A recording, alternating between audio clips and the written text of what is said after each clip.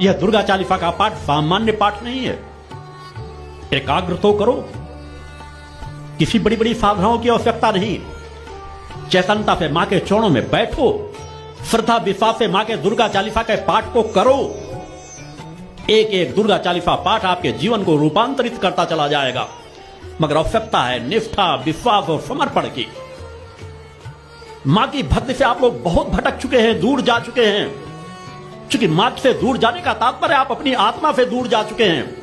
क्योंकि आपकी आत्मा पे इतने बड़े बड़े आवरण पड़ चुके हैं कि आपका मन एकाग्र नहीं हो पाता। इसीलिए आवश्यकता है एक प्रवाह पैदा करने की।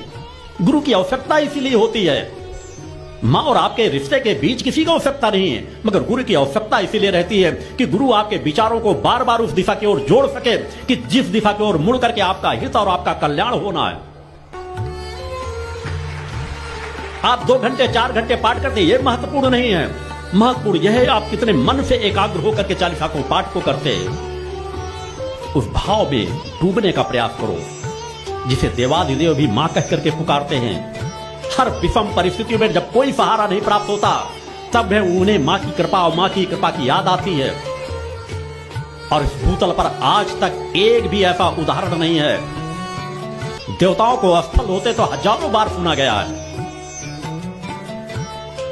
अनेकों बार उनको दूसरों की शरणों में जाना पड़ा है, मगर एक भी उदाहरण हमारे धर्म शास्त्रों, वेदों, उपनिषदों में, ऋषियों मुनियों ने कहीं ऐसा नहीं बताया जहां उस परम सत्ता को असफल होना पड़ा हो।